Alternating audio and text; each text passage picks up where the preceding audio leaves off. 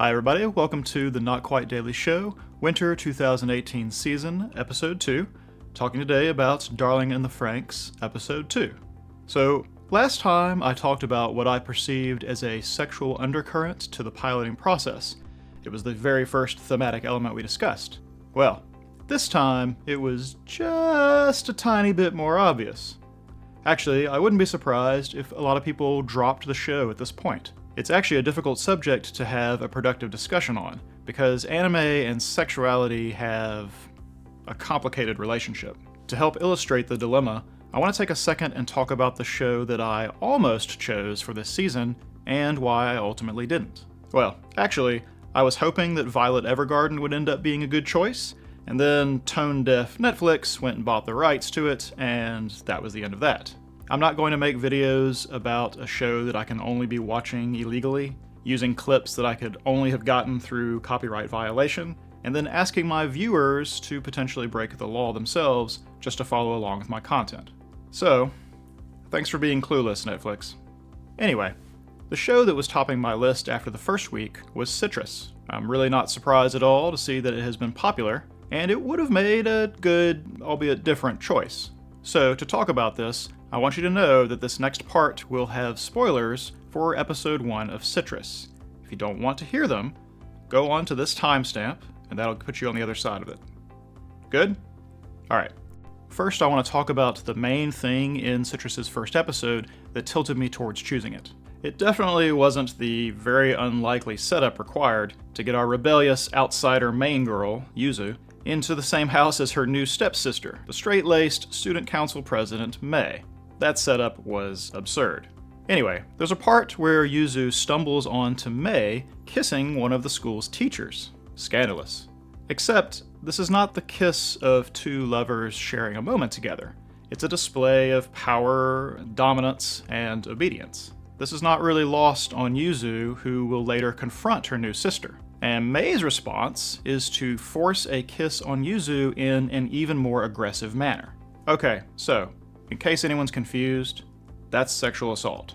A forced kiss might be on the lighter end of types of assault, but still. Especially in a culture that considers a first kiss a little more precious than we do here in the US, a forced kiss is a big deal. What got my attention about it, though, was the way it mirrored the earlier kiss. It reminded me a lot of the type of acting out sometimes seen in abuse victims, where they copy the same behavior that they themselves are subjected to. So I thought, wow, are we going to have an anime that includes a serious exploration of sexuality and sexual misconduct? I mean, anime in general doesn't have a great record when it comes to sexual assault. It's much more likely to get the type of treatment we saw in the first episode of Darling and the Franxx, where the doctor gropes the redhead, and she protests, and that's it. No consequences for him, no trauma for her. It seems played for humor as much as anything else. You eventually come to expect that from anime, along with gratuitous titillation, sexualization of minors, and a host of other unfortunate trends. Taken all together, anime as a whole seems to be saying sex is either a joke or a marketing ploy, but it's not something we're ever going to treat seriously, or responsibly. Now, I know there are exceptions to this. I'm painting with broad strokes here, and I was hoping, based on this exchange, that Citrus would prove to be one of these exceptions. But then I remembered the opening credits, which have this, and this, and this, and this. And suddenly, I'm not so sure. Now, let's leave aside how damaging that is to the story.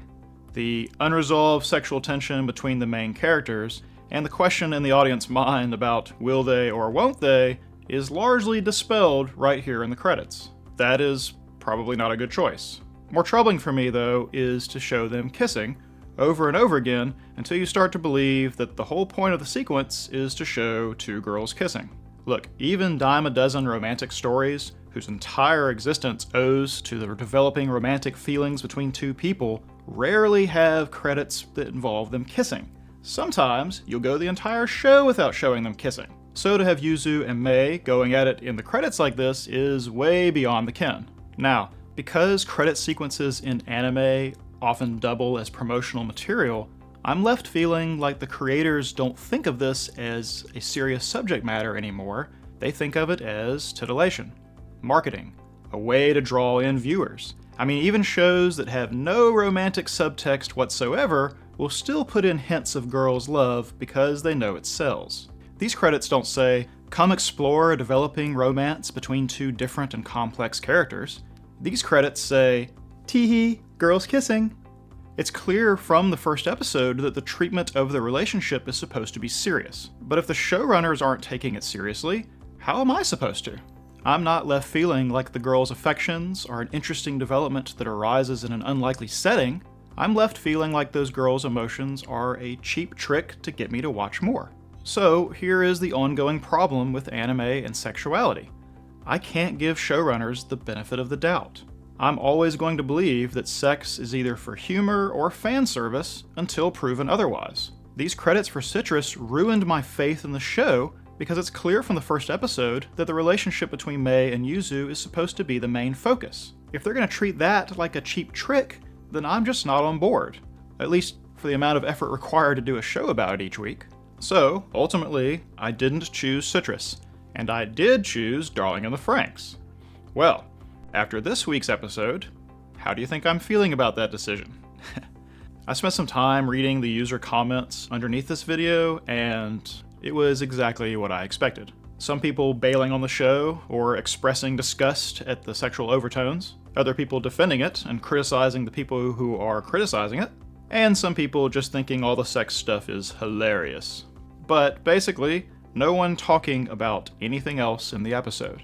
These comments are a perfect encapsulation of the problems with anime and sexuality and the way it divides the community. And like I said, it's exactly the reaction I've come to expect. Now, this isn't unique to anime. Gravity's Rainbow, which was a novel written in the early 70s, is a landmark work, and some people consider it one of the greatest American novels ever written. It was selected by the Pulitzer Prize jury to be the winner that year. But the book has a lot of sexual imagery and themes, and an experimental style, and so the Pulitzer Award Board decided to just not award a Pulitzer that year rather than give it to Gravity's Rainbow. So art, in all its forms, has struggled at times with society's expectations. Some people would say that's actually art's job. So where does that leave us? Well, I actually don't think that the situation going on in Citrus is synonymous with what's going on in Darling in the Franxx. I've said it before in other videos, but I believe there's a difference between having sexuality, nudity, suggestive themes, and simply using those things as a kind of gimmick. Sometimes the difference between those two cases is pretty clear. Sometimes the difference is more a matter of opinion. To me, so far, Citrus's use of sexuality in the show proper has been appropriate. The tone has been serious, the confusion and affection genuine. Actually, the relationship complexities in the show are a lot more believable than a lot of the other details. Other people find it gratuitous, and I certainly agree when it comes to the opening sequence. So be it. Analyzing art is not like doing math. There is no right answer. There is only having opinions and defending those opinions. So, here is my opinion, and how we will proceed. Darling in the Franxx does not contain sexuality. Darling in the Franxx is about sexuality. We are going to assume that the showrunners are not including sexuality because they think it's funny or as a way to tempt us to come back. We are going to assume that they have a larger purpose, that they want to say something about human sexuality through the medium of a sci-fi anime. Will they succeed? We'll have to see. Am I totally off the mark? We'll have to see. For the moment, we're going to assume the best and analyze thusly.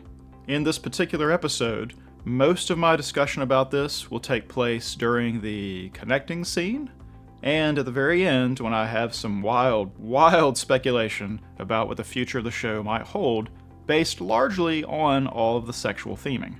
We're going to talk about sex, basically, and we're going to do it frankly. If this makes you uncomfortable, it's okay to dip out now. There was a time in my life when I wouldn't have been as comfortable with this as I am now. Currently, though, I believe sex and sexuality is an enormous part of the human experience. And so the fact that various art forms want to explore it isn't weird at all. If art had nothing to say about sex, that would be weird. So we're going to treat it seriously and respectfully, and we're just going to hope that the showrunners take it as seriously as well.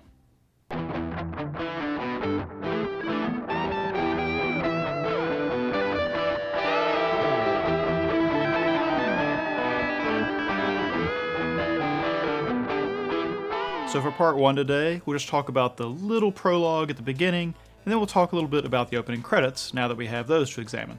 In the prologue, we learn that Hiro doesn't remember anything that happened at the end of last episode after the actual kiss. And what's more, no one actually seems to know what a kiss is.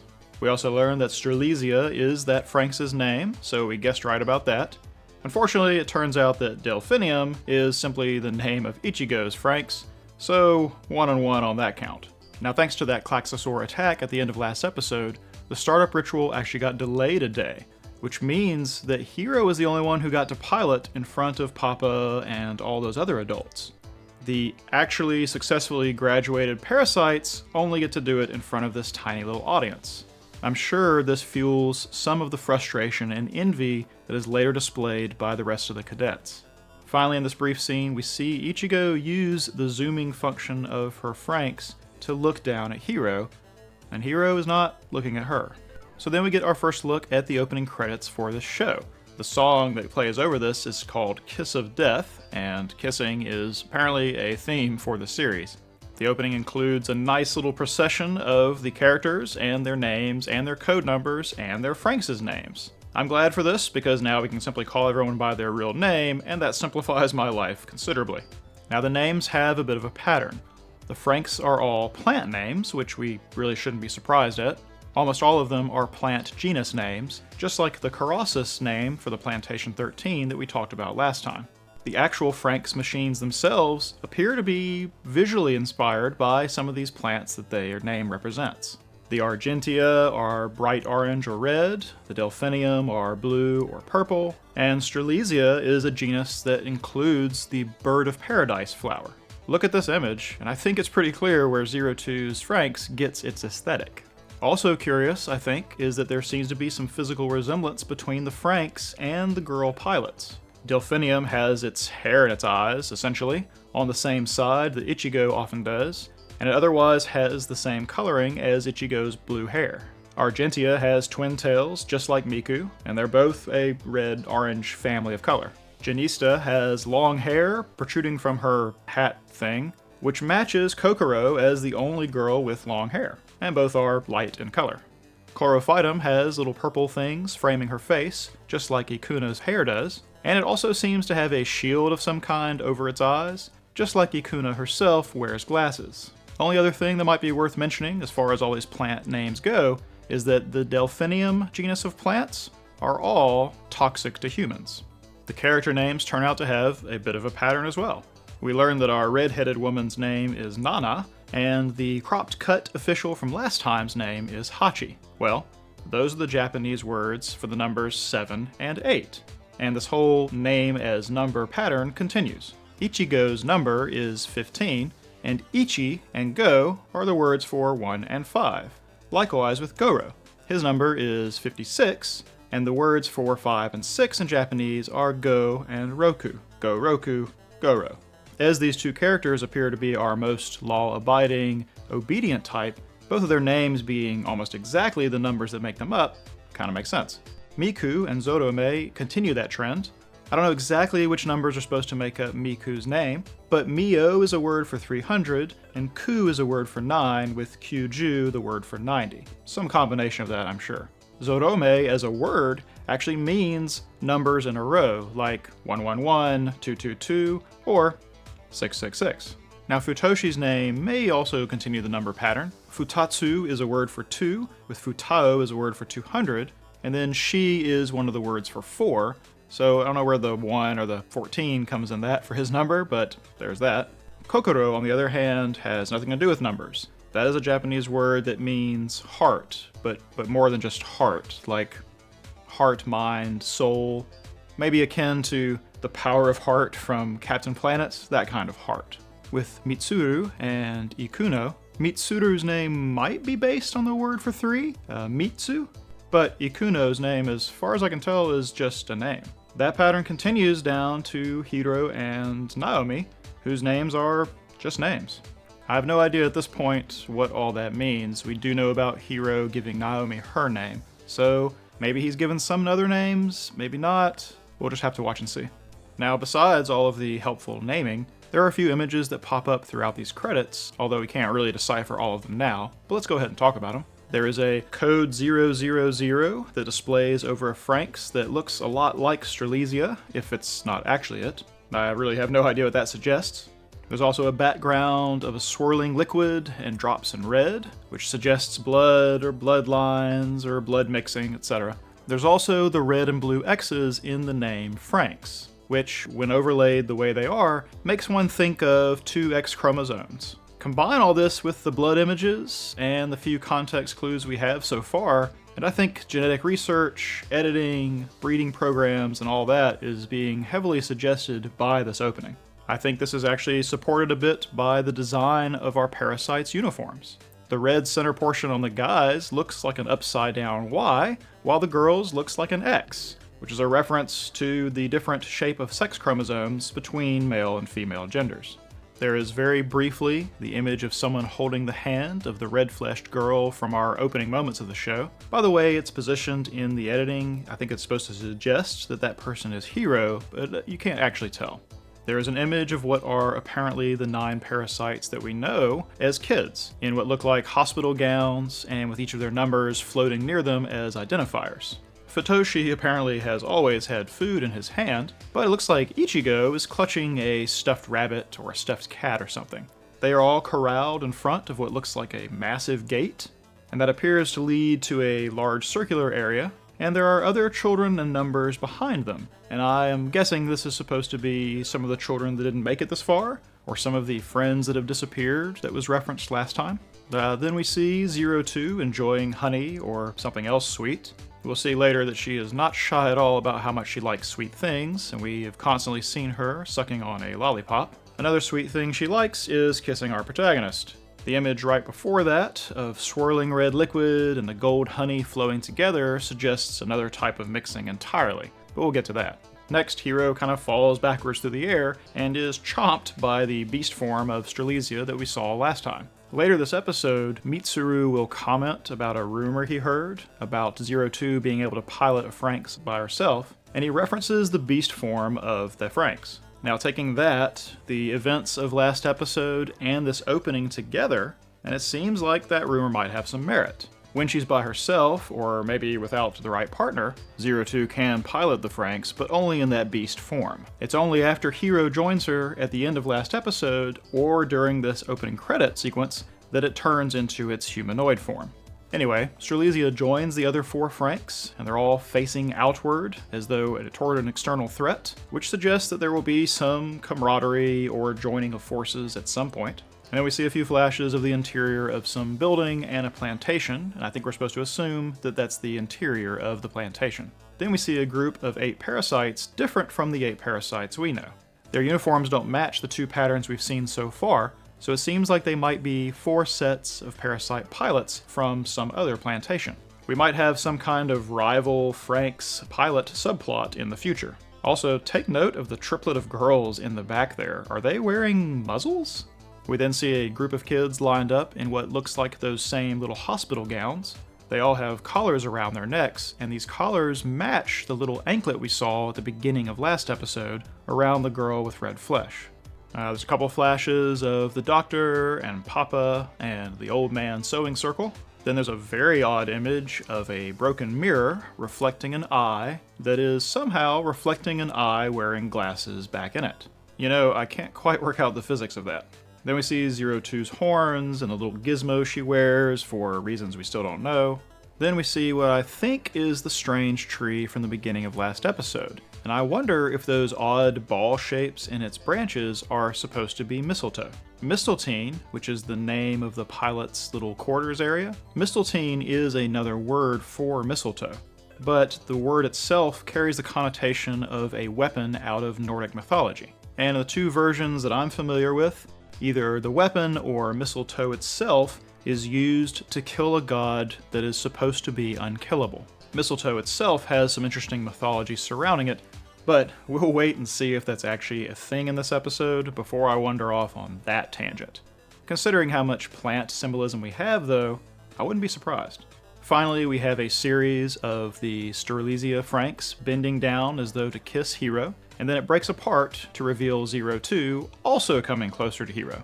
She is once again naked with just her uniform draped around her shoulders, which suggests again to me that her nakedness, in contrast to everyone else, is supposed to be important. Like it's a natural state, with the uniform or any other artifice a disguise or a falsehood. Anyway, she sheds the Franxx and then the capsule inside, and then her clothes themselves on her way to reach Hiro. Clothing, and especially a uniform and what it represents, might simply be at odds with who she is as a character and what she represents to the story. That's the end of the credits, and we then get on to the main part of this episode. So the structure of this episode has problems, I think, at least compared to the last one. The premiere had a great structure. It was very clear to me how to divide it into 5 parts, and the first, middle, and final part all center around the main duo, with the second and fourth, the shoulder parts, filling in our details of all the supporting cast and most of the information about the setting. It was very nicely paced, there were great callbacks between the beginning and the end of the episode, and it had character progression inside a single episode, something that's always hard to do when you have speculative fiction and you have so much world-building details to fill the audience in on. This episode was not structured as well at all. Really, the whole episode seems like it was only meant as a setup for the end, where Hiro and Ichigo have their tragic encounter. That scene is kind of the main goal of this episode, and I feel like everything else was just arranged so that we arrive there. Anyway, the episode proper begins with Hiro burying what I think we can assume is the bird from last time that hit the glass. Leaving a little flower on it seems consistent with our plant motif so far. Now, I like this burying part for several reasons. The first is that they trust the audience to figure out what's going on without spelling anything out. The second is that it shows that Hiro is someone with a strong sense of empathy. Now, we've gotten hints of that already, but this is Hiro acting on his own with no audience. You know, there's a saying, who you are when no one's watching is who you really are. So this is who he really is. I think this is important for us to see in Hiro after the last episode where he was being very distant from everyone else, where he was definitely withdrawn a bit. We now can start to believe that that was atypical for him, that that's not normally how he is, and it was extenuating circumstances that made him act that way. Finally, I like this bit because of the symbolism coming after the discussion of the two-winged bird from last time. I thought perhaps that Hiro saw himself in that two-winged bird, rather than seeing himself as half of a Jin bird pair. He is a bird that has no partner, is too damaged to fly on his own, and is eventually crushed without a care. Him burying this bird might symbolically be him burying that image of himself. Thanks to 02 and his belief that he piloted Strelizia, he can now think of himself in a different way, perhaps even a Jin bird that has found a partner that will help him to fly. Next, we come up upon Ichigo playing with a kitten and speaking in cat speak. You know, Ichigo is so often acting as the level-headed one throughout this episode. The beginning with her being friendly and basically girlish with the little cat is a good way to play her up as being sympathetic and empathetic in the same way that burying the bird just did for Hiro. This episode is largely about Hiro and Ichigo in the same way that the first episode was about 02 and Hiro. So starting off each of them with this very humanizing moment with animals is a very gentle, very nice little storytelling touch. Anyway, it seems that she's actually embarrassed that Hiro might have seen her that way, which suggests that she puts on a brave and serious facade most of the time. Perhaps this owes to the way she thinks she should act as the group's leader. Also, I just noticed that her hair clip looks like a bird in flight. Huh. Naomi turns out to be alive. Now, this may sound heartless, but I would have preferred it if she had died. It would have told us from the beginning that the stakes are high in the series. Even someone as innocent or sympathetic as Naomi was not safe. Her being fine after what we saw happen, it makes it hard for me to be as worried about the other characters as I would have been if she had actually died. The real reason Ichigo is waiting out there to ambush Hiro is then revealed as she asks him about piloting the Franxx. He doesn't remember doing it, which just makes him want to do it all the more so that he can see for himself that he really can pilot. Ichigo, though, has heard the rumors and she is worried about him. Hiro don't care. Hiro just want to pilot. This little exchange, I'm pretty sure, is what sets up Ichigo to later be the one who volunteers to be Hiro's partner. It's a way to keep him engaged in the world again, but without the risk that she sees with him piloting with Zero Two. Slightly related to goals here, you would think that being able to stay with the parasites would be a step on the way to Hiro feeling like he belongs, but Ichigo goes and points out that it's awkward, and that keeps it from being as effective as it might have been. I don't think she meant anything by it, but ultimately she still leaves him feeling like an outsider. Next, Zero Two has crashed their complimentary continental breakfast in a way that is surprising to the pilots, but at this point, probably not surprising to the audience. I think it's worth noting that the parasites are segregated by gender, with the 5 boys sitting at one table, the 4 girls at the other, and then Zero Two sitting at a table alone. This is basically the start positions for the relationships in the series. I suspect this arrangement might look very different in the future. Anyway, Zero Two shows us exactly why the credits had her dripping with a golden sticky something. It's also clear that she's not concerned with decorum or any notion of ladylike tidiness. Miku is not shy at all about how she feels about the honey, or about Zero Two as a person, as she says that she's not a person, not with those things on her head. Kokoro, on the other hand, rather than saying anything negative, simply wonders if, maybe she likes sweets. Now Ichigo actually rebuffs Miku for this, and she's a little petulant about it, but she does knock it off. Now even though Ichigo has extra reasons not to like Zero Two, she recognizes that she's the one who saved them, and she's adult enough to let that guide her orientation to her. Or, at the very least, she's not going to let her squad members be discourteous. Ikuno, lastly, is really only interested in the details of Zero Two, questioning the Klaxosaur blood and stating that she thought nobody had single-digit codes. Now the boys' table, not surprisingly, has a little bit different reaction to a pretty girl licking honey from her fingers. Goro comments that she's ruining her good looks with the way she's eating, suggesting that just like his partner Ichigo, he places some importance on decorum and doing the right thing. Futoshi is simply amazed that she doesn't match his preconceived notions of her, but he isn't going to let that amazement stand between him and some second helpings. Hiro is seemingly only surprised that she seems healed up. This is the first suggestion that Zero Two might have some kind of healing factor or something, owing to the Klaxosaur blood. Zorome, different from the rest, just decides to approach her himself. It's clear that he was impressed with her piloting and hopes to ingratiate himself to her, but his false bravado turns out to be the wrong tactic. This will not be the last time this episode that he attempts to trade up to a new partner. Mitsuru, for his part, says nothing at all, but just kind of looks on with a knowing smirk. Thus, we get a quick characterization of all 9 of these characters as they react to an unexpected event. And we get to see how someone who is both an accomplished pilot and a pretty girl either intrigues them or repels them. That is getting a lot of mileage out of a 62-second bit. Finally, Zero Two breaks the seating arrangement to go sit with Hiro, in a very similar way that she's likely to break the status quo of this group. Hiro's not quite sure how he feels about her or the situation, and he's still kind of preoccupied with whether or not he got to pilot. Luckily, Zero Two has an absurd amount of confidence. Now, it's interesting to know that no one knows what darling is supposed to mean, especially coming after we find out that none of them knew what a kiss was either. Well, I say no one knows, but it's clear that Ichigo knows a term of endearment when she hears one. I also think she knows what a kiss is, if not quite that terminology, but we'll get to that all the way at the end. Anyway, not knowing what darling and kisses are is not the end of this group's naivete, as none of them, including Hiro, seem to grasp what Zero Two's antics and the way she looks at him imply. This, again, is something we'll talk about when we get to the end and my wild speculation. We finally find out that our redhead has a name and a job. She's Nana, the parasite caretaker, and evidently she was with them back in Garden as well, and it's clear the kids like her and trust her. Now Ichigo, after the darling bit, seems a little less tolerant of Zero Two now, and demands that Nana explain the situation.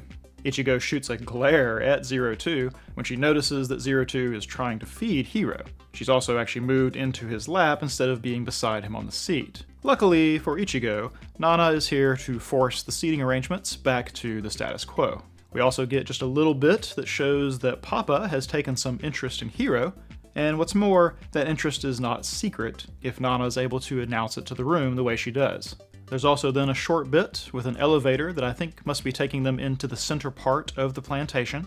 I can't help but feel that this scene is supposed to recall the geofront in Evangelion and its first establishing shot. Even the color scheme is the same.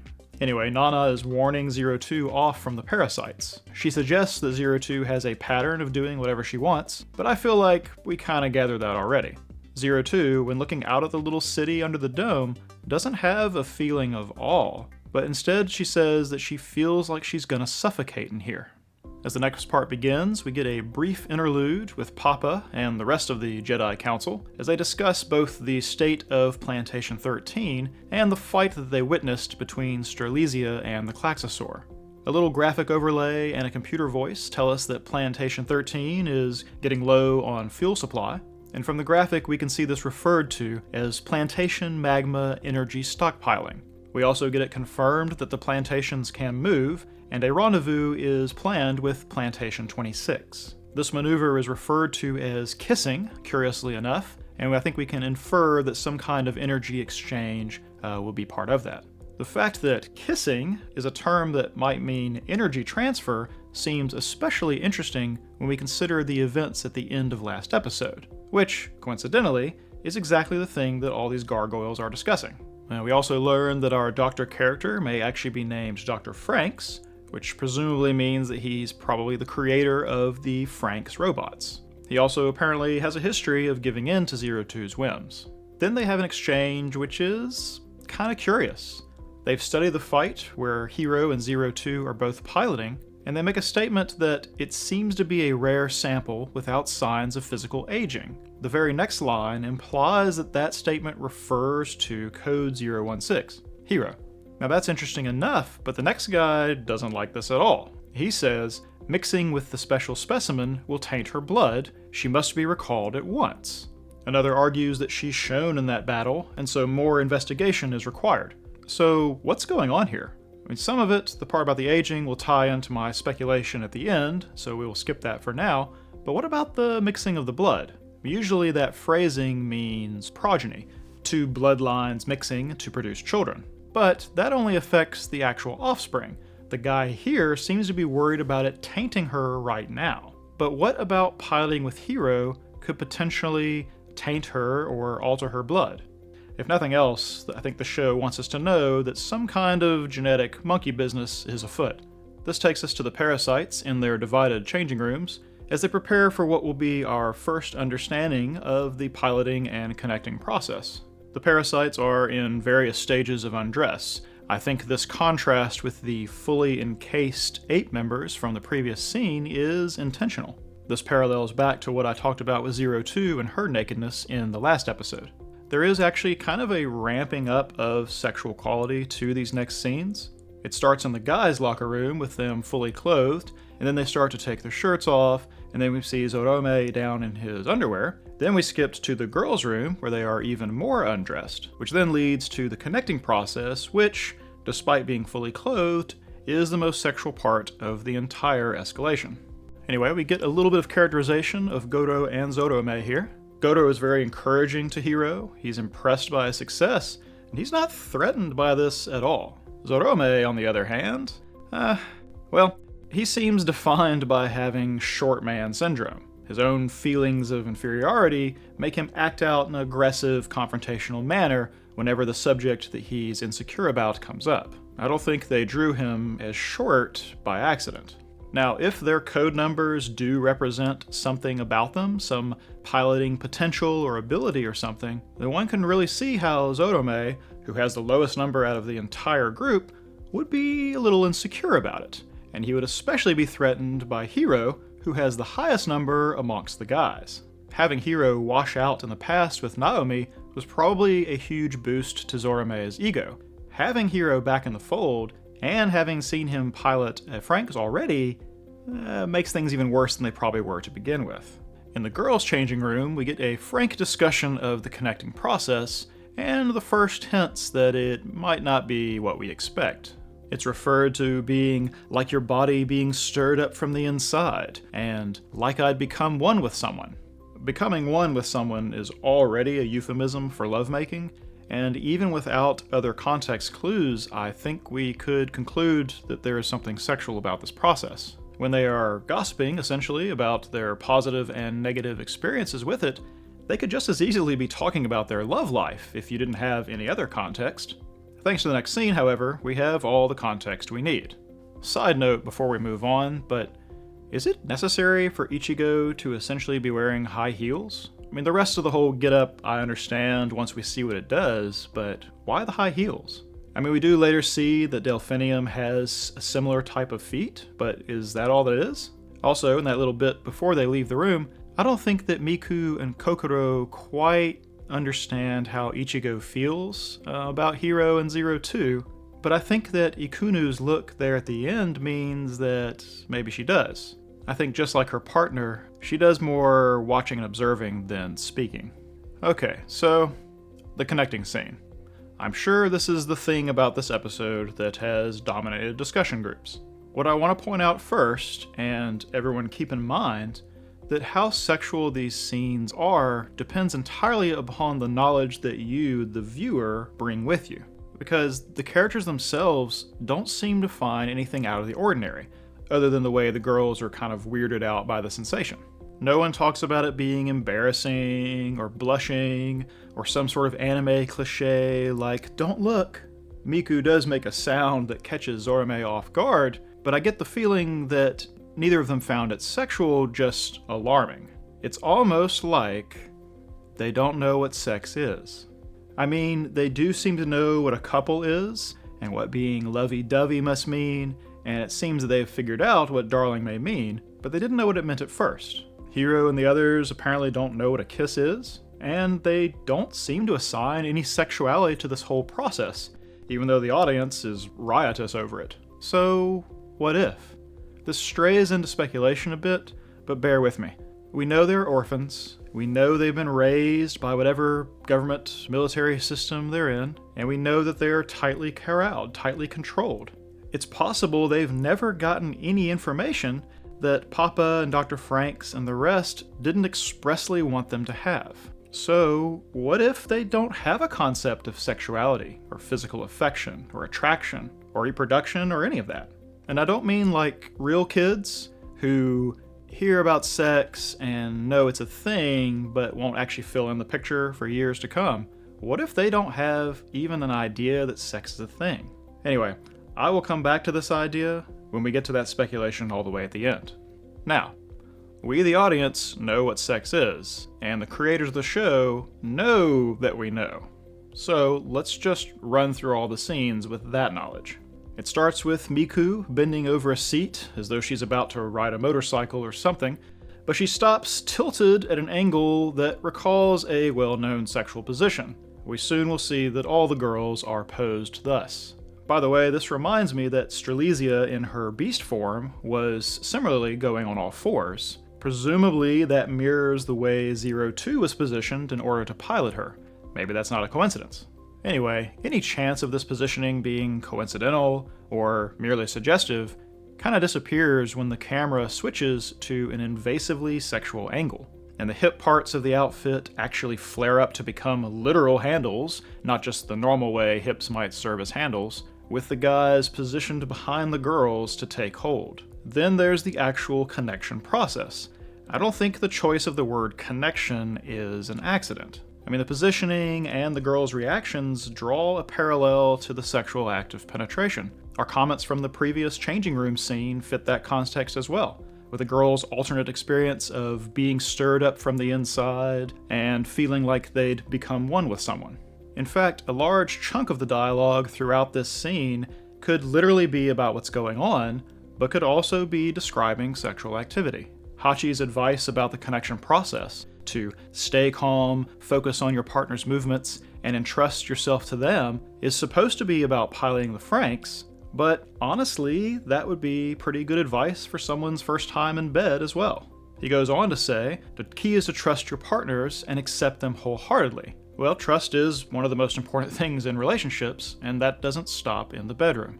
All the exchanges between the partners could easily be about their first time together as well. Futoshi is uncertain, but Kokoro is reassuring. Goro and Ichigo are steady and communicative. Mitsuru and Ikuno are silent, apart from her panting. And Zorome is proud of himself, for maybe the wrong reason. He's also aggressive, which kind of matches both of their personalities. You know, different couples have different kinds of sexual relationships. It's kind of a confluence of their individual personalities and preferences. It's different for every kind of pairing. I kind of feel like you can draw that same parallel to these piloting relationships. Ichigo and Goro are all business in the cockpit. Zorome and Miku are kind of a slap-slap-kiss archetype. Futoshi and Kokoro are playful, and Mitsuru and Ikuno kind of make me think of a dominant and a submissive. Hiro doesn't get left out either. I'm skipping ahead just a little bit, but there is some double entendre in the next scene, where Zorome talks about the differences between piloting with a girl and, piloting all by yourself. At the end of this, we see Hiro padding around in a training unit, and it shows us inside where we discovered that the controls are, accurate. Once again, I feel like pointing out that no one seems to find this unusual. I also want to point out that after the girls have connected to their Franxx, whenever they speak to another member of the crew, their avatar shows up as if they were the Franxx themselves speaking, while when the guys do it, they continue to speak with their own faces. This seems to corroborate Ichigo's statement that the Stamen has the initiative when it comes to handling because the pistol is actually connected to the Franxx. It's kind of like the girls form the body of the Franxx and the guys form the mind. That is very much like two beings becoming one. So looking at the scene as a whole, yeah, if you were, say, 6 years old and had no knowledge or context about what sexuality was, everything that's happening in this scene would make sense. It would just be what's happening on the surface. You wouldn't find it suggestive because you wouldn't know there's anything there to suggest. And to me, the parasites don't seem to find it suggestive either, maybe for the same reason. Anyway, there's a few more world-building details kind of scattered in here. Hachi, it appears, has the title of Ape Strategic HQ Plantation Defense Commander, so we finally know his role, along with Nana's. We also see a little graphic overlay that shows up just after Miku makes her squirmy sound. You can see that Argentia's meters are fluctuating wildly, while Definium has high ratings and steadily increases, and then the other two have a bigger difference between partners and kind of a lower overall progress. It's the little details, you know? Now the next part is a series of short scenes that all involve just various confrontations, really just kind of setting us up for that last part, which is the main thrust of this episode. Now right after all the exercises we just saw from the connecting process, Ichigo confronts Zero Two in the little hangar area. She wants to warn Zero Two off Hiro, and gives the reason that she's simply not in her squad. Now we can guess that there's probably more to that, but Ichigo does seem to play by the rules and respect authority, so this is not an out-of-character reason for her to give. We know, of course, that she probably feels something towards Hiro, even if she doesn't understand it, and we also know she's heard the rumors about Zero Two being a partner killer. Now I think Zero Two might actually pick up a little bit on Ichigo feeling something towards Hiro, which is why she kind of gets close to her and asks, "What are you to my darling?" And despite Ichigo's kind of hostility, Zero Two never really loses her amused expression. Then Zero Two sniffs her and licks her, just in case we have forgotten her, more bestial aspects. Well, Ichigo has no idea how to react to that. I think the fact that being licked by a girl discombobulates her, but the whole connecting process doesn't, just kind of helps my theory that the parasites aren't assigning any sexual overtones to that process. Anyway, Zero Two seems satisfied that Ichigo tastes sweet. She likes sweet things, and she also seems to know that that ends the confrontation. Goro tries to pat her reassuringly on the head, but she's having none of that. I'm starting to wonder if Goro might like or eventually like Ichigo a bit, like a stereotypical nice guy in the friend zone who might one day realize he feels a little something more. Next, we see a bunch of the guys back relaxing at their dorm or whatever it is, and they're talking about Hiro. There's disagreement about whether he really piloted or not, and Mitsuru drops the rumor about Zero Two being able to pilot by herself, which we now understand is not normal. He links it to the beast form of Strelitzia, which, as we discussed in the opening credits, actually kind of makes a lot of sense. Now this just confirms Zotome's bias against Hiro, and so he immediately tries to start something when Hiro wanders onto the scene. Goro and Ichigo, as our resident do-gooders, try to break the fight up, and the way Ichigo says to him not to let him get to him suggests that this is a pattern of behavior for Zotome. His short man syndrome probably goes back a long way. And it's not helped at all by the next scene, in which Hiro learns that he has a chance to be promoted to Parasite like the rest of them if he can succeed in a mock battle in a Franxx. It's no wonder that Zotome wants to be the one that Hiro fights. But Hiro, despite hoping he gets to pilot with 02 again, has Ichigo step in and once again suggest that he shouldn't be involved with someone who's not in their squad. Mitsuru kind of chimes in about this and asks her why it should be her volunteering to take their place. And I gotta say, between this and the rumor that he was spreading last time, I'm starting to wonder if maybe Mitsuru kind of likes to stir things up. Maybe likes to create some drama and sit back and watch. None of this matters though, as Nana nixes the idea entirely, and it becomes 02's turn to antagonize Ichigo, who preemptively covers her cheek in case of a re-licking. She is officially under Ichigo's skin, I believe, and I think Ichigo volunteering is as much about sticking it to 02 as it is about helping Hiro. Goro, by contrast, is only supportive of Hiro, both at the news that he might be promoted and in the brief next scene as he's getting ready to head to the mock battle. Zotome, for his part, is quick to jump on the chance to be their opponent, and while Miku protests about this at first, his reasoning about showing them what he's capable of makes her glance at Ichigo and then agree as well. It seems that both of them feel a little bit insecure about their position in the squad. In the connection scene, Miku did protest about Ichigo being the leader, and I think this characterization on Zotome and Miku's part helps explain why they're so aggressive in this next scene. So this last part has two main sections, the build-up and the timeout. In the build-up, we're inside Ichigo's mind for the first time as the two of them attempt to connect and begin the battle.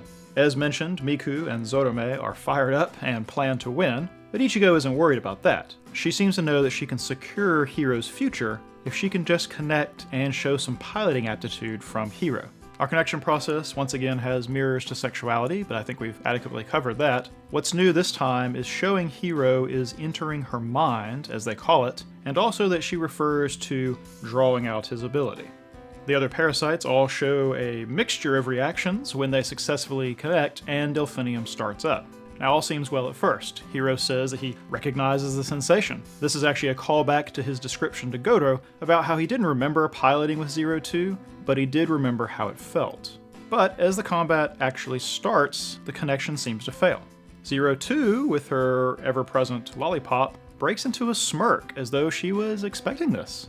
Ichigo calls timeout, which flies for some reason, and we enter the second part. Now inside the cockpit, we once again have a bit of dialogue that could be about the piloting process, but it could also be about a sexual encounter where a guy has a surprise bout of impotence. I don't think the choice of camera angle here is an accident, in case you still didn't get what was implied in all this. Now Ichigo wants to know what the other woman did differently, and Hiro explains that 02 pulled him in for a kiss. Now this final scene is what I believe this entire episode was awkwardly structured to lead to. Ichigo, like the others, doesn't seem to know what a kiss is, but I would like to submit that she just doesn't know what that term is. Once Hiro describes it, I think she knows exactly what it is, and she knows what it's supposed to mean. Remember, too, like I mentioned, first kisses are a much bigger deal in Japanese culture. They are considered kind of an entry point into sexual maturity, and it's considered a very intimate act. It has a sacredness to it, not too unlike the sacredness surrounding one's virginity. Ichigo then has a sudden dilemma. She has some concept of a first kiss and its importance, and she's now in a position where she has to choose between doing that on the terms that she wanted and doing whatever it takes to help Hiro. Now Hiro doesn't get it, but when he says 02 said it was a very special thing, Ichigo's face says that she knows that, and she's trying to decide how to proceed. She then sighs, and is resigned to choosing helping Hiro over having her first kiss under better circumstances. She knows that it's embarrassing and that you're supposed to close your eyes. Once they are actually face to face, we get the first blush out of anybody as she's startled and jumps back. Hiro, on the other hand, is surprised to find that Ichigo is trembling. Can there be any doubt that this moment means something very different for each of them? Now, when she pulls away, we see a rare sight. A very uncertain Ichigo. She's almost afraid to ask if it worked, both for the sake of piloting the Franxx and for the sake of her own heart. When Hiro feels nothing, I think she understands somehow that it means he feels nothing for her. There's no spark, there's no excitement, and her composure crumbles immediately. Her precious first kiss, and with a boy she feels something toward, even if she doesn't understand it, and he feels nothing. Ouch. How much worse knowing that the kiss with 02 did work, did make him feel something. This scene is ostensibly a mock battle between Franxx, but it's really a mock battle between Ichigo and 02 for Hiro. And 02, it seems, was never that worried about the outcome. Now, to her credit, Ichigo wants to try again, but Zorome's aggressiveness intervenes. Unfortunately, his ambition intervenes as well, and his spoken desire to take over piloting Delphinium doesn't go over very well with Miku. We do get a nice bit of confirmation then that the trust between partners is key, and can actually fail at any point. Don't worry, Hiro. It looks like you're not the only one having an impotence problem.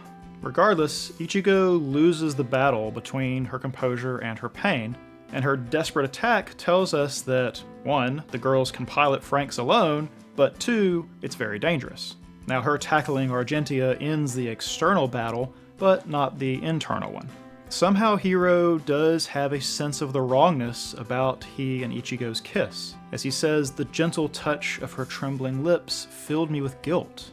The knowledge of his failure brings the bird and flight analogy back, something that had been largely absent this episode, and he once again feels grounded, just like the bird he buried at the very beginning. 02, leaving the scene, seems unsurprised and pretty content with how things turned out. Then finally, a brutal last bit, as Hiro tries to apologize for failing, for kissing her, for not knowing what else to say. She isn't having it, and she's still crying, and touches her lips, the scene of the crime. She's upset for so many reasons, I think, but with it is anger. Hiro failing her as a pilot is one thing.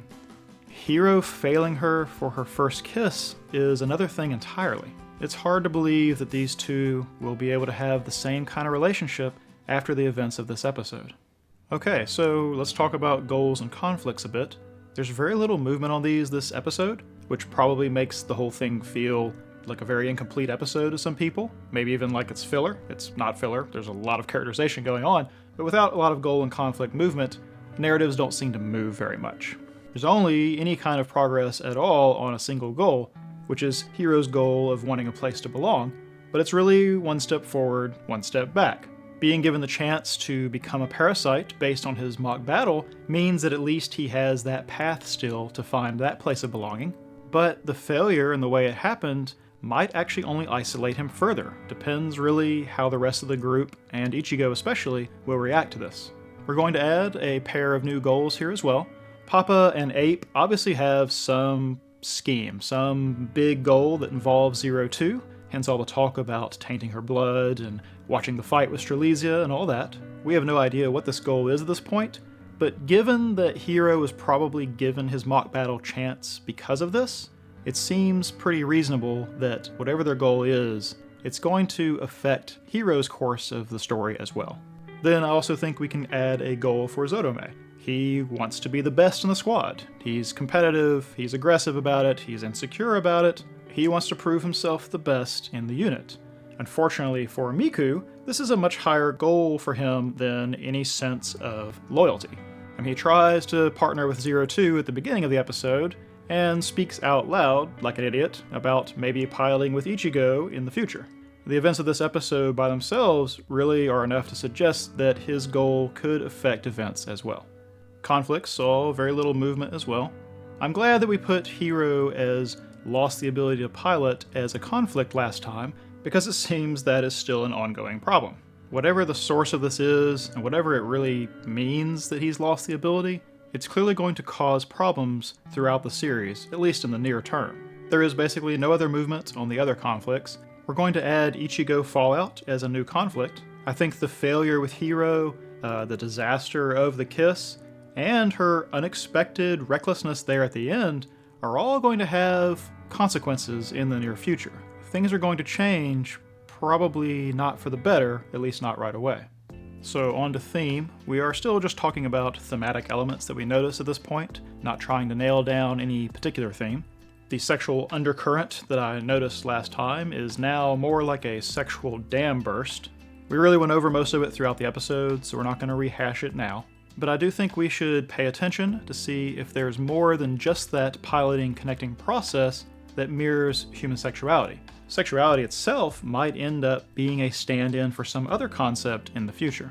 I think connecting itself might be a theme independent of sexuality. The whole piloting process is a little bit crowded with meaning at this point, but we should think of connecting in a broader sense because it might be its own pattern. I mean, Hiro's main crisis right now is he feels disconnected from society and therefore from his own life. Connecting to others and society might be accomplished through piloting, sure, but it also might be accomplished through some as yet unknown method. Relatedly, we might want to subdivide down and think of compatibility as its own thematic element as well. I guessed last time that pilot pairs might turn out to be opposites. This time it seems that really it's them being the same that is the idea that's advanced. It may be that Hiro and Ichigo were actually doomed to fail there at the end because of a lack of compatibility in more ways than just as pilots. After all, Hiro is an outsider, while Ichigo is the squad leader, the consummate insider. Compatibility might be more than just a personality mesh. It might mean more in this story than just how it figures for the piloting process. We need to pay a lot of attention to that. Finally, there is some structure mirroring. It might not be a thing that they do repeatedly, but in case they do, let's go ahead and take a look at it now. See, the basic structure of this episode is kind of a mirror of the first episode. We start with a male and female pair that are alone, each doing activities that characterize them, and then we end the episode with that pair piloting the same Franxx. However, with 02, he succeeds, but doesn't remember his success, and with Ichigo, he fails, and will certainly remember his failure. The contrasting results are accentuated by putting each of them at the end of back-to-back episodes. Structural mirroring is actually like one of my favorite techniques in storytelling, so I kind of hope that they keep this up. Moving on to what to watch for. I said last time that in this series we're going to try to keep up with the things we've said we're watching for, as well as the things we speculate about. We learn a little bit about code numbers. We still don't know how they're assigned or exactly what they mean, but we can infer that they mean something about ability or potential, as Goro, Ichigo, and Hiro are referred to as double-digit elites. We still have a bunch of questions about Hiro, and the only one that got answered was whether or not he could now pilot. And no, he can't suddenly pilot. Finally, we got just a little information about Ape that we were watching for, as far as what they do. We still don't know all of it, but it's clear that they direct the movement of the plantations, and that they oversee the whole experimental thing with 02 and Dr. Franxx, and can make changes or instructions about things like the mock battle. So let's add some new things to this list. There's a part where Nana is on the phone with presumably HQ, and it shows her looking at a little panel with Hiro's information on it. Now we see some things that we know, like he has no partner or Franxx, and that he belongs to the 13th Plantation Unit, right? But there's this bone heading, and underneath that it says the 3rd Nursery Lab. I'm not sure why this is designated as bone, but it seems reasonable that this may be where he and the others come from. Above that line we see his full code. Now the end we understand, 016, that's what they call him. The part above that, T3NL, seems in context to mean the 3rd Nursery Lab, which also suggests that it's where he comes from. Then that just leaves the very first part, FP40. So, we need to be watching to see if there is anything in the series that seems like it could fit FP40. Let's see, we'll watch to see if the beast form of Strelizia is really linked to 02 piloting it by herself. I want to know why 02 expected Ichigo and Hiro to fail. Related to that, does she understand something about the piloting process that Nana and Hachi and the rest of them don't understand? I also want to watch to see if Mitsuru tries to stir up any more trouble. The read I get on him is he might be a little bit of a chaotic force in this group. What is the little device that 02 wears on her horns? I should have brought that up last time, but we still don't know what it is, so let's keep watching for that. Also, what was the fate of 02's original partner? Now, he is sort of breathing against his little mask when he falls out of the cockpit at the end of last episode, but we don't even have a reference to him in this episode, so what happened to that guy? And lastly, I want to watch to see what the tree is in that opening sequence. I will be so delighted if that turns out to be mistletoe, but since that shows up in the opening and in what we guess is 02's dream sequence or whatever, it clearly has some importance to, at least to her. Lastly, speculation. So once again, here are the things that we speculated last time. It was very, very small. The only thing that got movement at all was my prediction that the pilots would be in pairs that are opposites to each other, and it turns out to be the other way around. So, 0 for 1 there. This list is short, so let's add some stuff to it. I speculate that we will get some glimpse of Ichigo and Hiro's shared childhood, either in the next episode or maybe the episode after that, but somewhere in the near short term. I think they need to give us some context on why she feels the way she does, and doing that and relating it to their childhood, which is another detail we were waiting for, would make a lot of sense. I speculate that Plantation 26, that they're en route to Kiss, will end up being the home of the rival parasites that we see in the opening, assuming that's what that is. I'm going to go ahead and guess that Hachi and Nana came up in a similar process to the way the rest of the parasites did. They are a product of that system, maybe some earlier iteration of it, but I'm guessing that they are linked to it in the same way the parasites themselves are. Okay then, last of all, my wild speculation about the future direction of this show. The speculation is based on the following aspects that we have so far. The strong sexual metaphors, the parasites' apparent naivete about sexuality, the parasites' controlled upbringing, including the fact that they are orphans and have numbers for names, all the plant analogies and terminology, the ape concern over tainting the blood, and the ape comments about Hiro being a sample without signs of physical aging, the fact that there seem to be a lot of adults but not many children, the fact that most of the adults are covered up, and the fact that the land seems to be barren waste with nothing growing. Take all of this together, and this is what I guess. This is a post-apocalyptic world, and that apocalypse, whatever caused it, takes the form of barrenness. A barren land and a barren people. See, I think we might have a situation like Children of Men or The Handmaid's Tale, where humanity is facing a crisis because of an epidemic of infertility. Nothing has to kill you off if you can't effectively reproduce. Time will do the work. Thus, the Franxx and the parasites and the connection process are all about finding a way to restore fertility to humanity. And they are in a race to produce more offspring before the existing numbers drop too far to support civilization. The children aren't orphans because their parents died. They're orphans because they never had parents. They were grown in labs and tubes.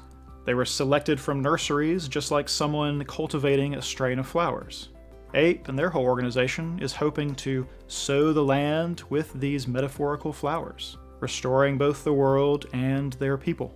That's why the top of the plantation has the biodome.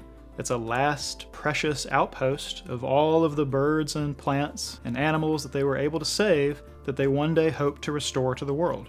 The whole Franxx compatibility process is not just about combat, it's about finding breeding partners, or finding bloodlines and genes that they can cross in an effort to produce viable offspring. This is why they are naive about sexuality. They are intentionally left in the dark about it. Can't very well have the children falling in love with someone unsuited and mating with them and screwing up the whole process. Heck, there might be something weird with the children in general, where just the process could taint them or otherwise screw things up. With all the thematic emphasis we've had on kissing, even that might be dangerous to this process. Or it may be that the piloting process actually physically ages you. Maybe that's what the old man's comment was about. Maybe that's why 02's partner seems so much older. They're ancient and withered and aging because of whatever sort of fallout came from the disaster. Or they're simply aging because they have the technology to keep people alive, but not actually to produce new, fertile young. The plantations, then, are a bit like Noah's Ark, a last bastion of life in a sea of waste, all waiting for the day the Earth is safe for them to release their precious cargo back into the world. Maybe that is part of the symbolism with the birds. In the story, Noah knew it was safe to return to the world because he released a dove which came back with an olive branch. That's why both doves and olive branches are considered symbols of peace today. The parasites want to fly free from the cage they live in, and when the day comes when they can do that, the world itself will be made whole again. Now, I don't know exactly where the claxosaurs fit in all this. Maybe they're a manufactured threat. Maybe they're related to whatever sort of apocalypse befell.